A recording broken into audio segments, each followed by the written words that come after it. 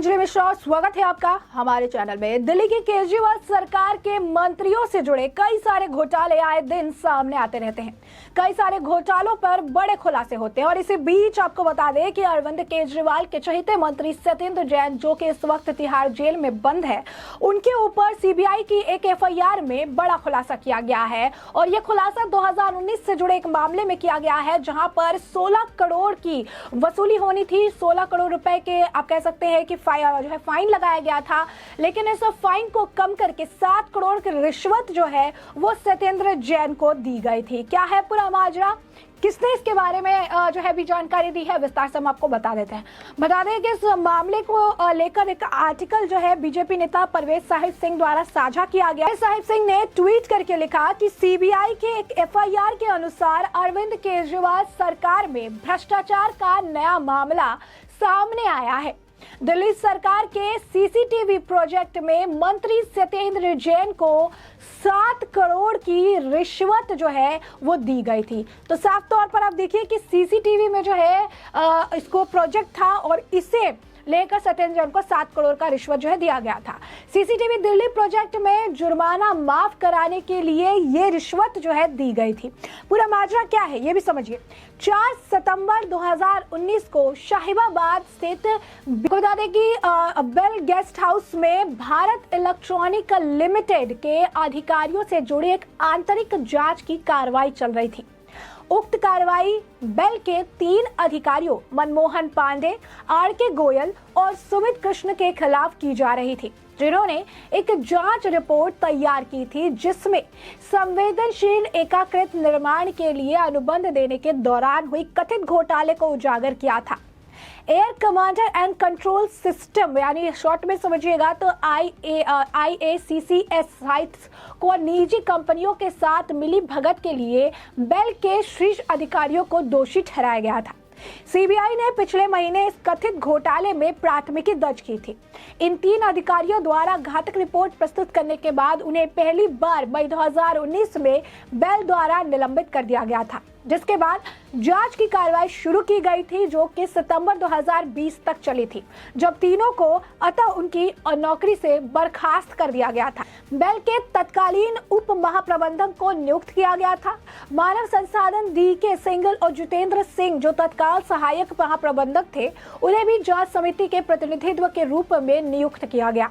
जबकि बेल के महाप्रबंधक स्तर के अधिकारी सुरेश काटियाल, जो अपनी सेवानिवृत्ति के तुरंत बाद एक निजी रक्षा कंपनी में चले गए थे, उनको जांच समिति के रूप में जो है नियुक्त किया गया था। जांच अधिकारी के तौर पर जो है जांच समिति के अंदर उन्हें नियुक्त किया गया था। अब नियमों के अनुसार ऐसी हर बैठक का एक मिनट्स ऑफ मीटिंग है यानी MOM शॉर्ट में समझिए, मॉम तैयार किया गया था, जिस पर तीनों पक्षों द्वारा हस्ताक्षर किए गए थे, यानी सिग्नेचर जो है किया गया। आपको बता दें कि सिग्नेचर किया गया था, जिसके खिलाफ जांच की जा रही है। सरकारी संगठन का प्रतिनिधि और जांच अधिकारी इस MOM की कानूनी मान्यता प्राप्त है और इसे ऐसी किसी भी कार्रवाई का एक महत्वपूर्ण हिस्सा भी माना जाता है। ऐसे में आपको बता दें कि संजय गौचन के पास इन कार्यवाही की बैठक के मिनट्स है यानी MOM है, जिसके बेल के एक प्रतिनिधि जितेंद्र सिंह ने तीनों अधिकारियों पांडे, गोयल और कृष्णा को बताया कि दिल्ली 16 करोड़ रुपए का जुर्माना लगाने का फैसला किया है।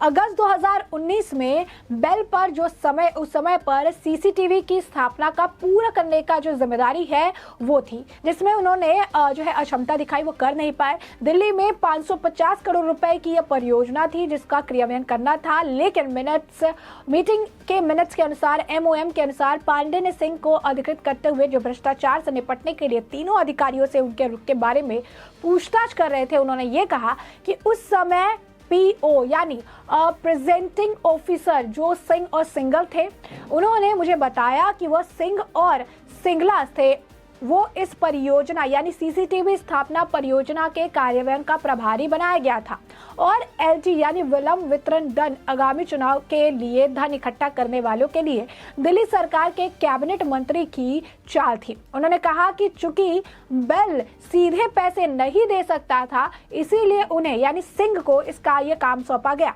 कि वेंडर्स को अतिरिक्त भुगतान कैसे किया जाए ताकि वो एक कैबिनेट मंत्री को पैसे दे सके।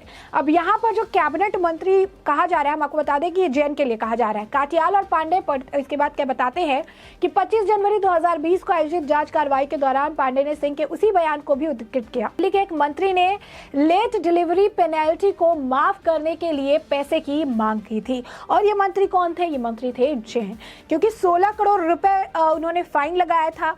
550 करोड़ से ज्यादा की ये योजना थी और उन्होंने कहा था कि समय पर इन्होंने काम पूरे ये नहीं कर पाए। तकरीबन 1 लाख से ज्यादा सीसीटीवी इंस्टॉल करने का काम था, जो काम इनसे नहीं हो पाया। 16 करोड़ का जुर्माना लगाया गया था, लेकिन अब उसे माफ कराना है और इसे माफ ये कैसे कराएंगे? उसे माफ कराने के लिए फिर उन्होंने एक अलग रास्ता निकाला।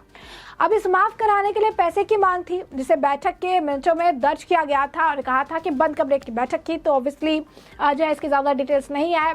बेल के प्रतिनिधि द्वारा इस पर हस्ताक्षर भी किए गए थे। गौरतलब है कि जब मनमोहन पांडे ने 28 अगस्त 2020 को बेल के तत्कालीन अध्यक्ष और प्रबंधक निर्देशक को जांच रिपोर्ट के लिए निष्कर्ष के जवाब में अपना जवाब सौंपा था, उस पत्र में उन्होंने जितेंद्र सिंह के बारे में कार्रवाई के दौरान उन्हें बताए जाने के बारे में उल्लेख किया था।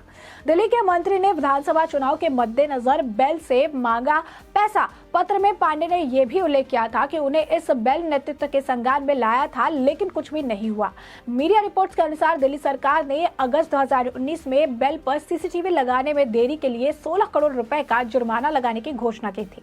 दिल्ली की एक परियोजना जो कि 571 करोड़ रुपए की है, उसमें दिल्ली के 70 विधानसभा क्षेत्रों में 1,40,000 सीसीटीवी लगाने का निर्णय लिया गया था। उसी के लिए बोली फरवरी 2018 में खोली गई थी।